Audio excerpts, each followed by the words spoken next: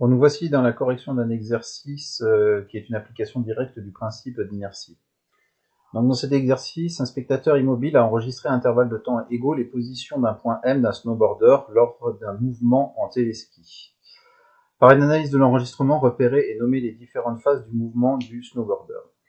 Alors ici, on voit que la distance entre chacun des points augmente au fur et à mesure jusqu'à la date T5, voilà, jusqu'ici. Et après, cette distance va rester constante entre les points M5 et M6, entre M6 et M7, et entre M7 et M8. Donc on peut d'ores et déjà distinguer deux phases dans ce mouvement.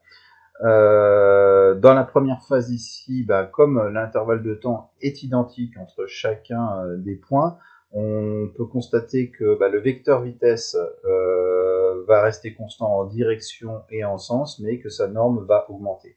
Donc on a une translation rectiligne accélérée entre les dates T0 et T5, et on va avoir le vecteur vitesse qui va rester constant en direction, en sens et en norme entre les dates T5 et T8.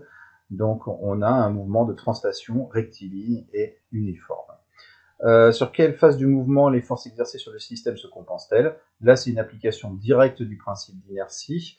Comme le mouvement n'est pas une translation rectiligne uniforme entre les dates T0 et T5, ça veut dire que la somme des forces est non nulle sur cet enregistrement entre les dates T0 et T5, et que par contre, à partir de T5 jusqu'à T8, comme le mouvement est une translation rectiligne uniforme, dans ce cas-là, on peut dire que la somme des forces est égale à 0 ou que toutes les forces se compensent. Ça, c'est le principe d'inertie.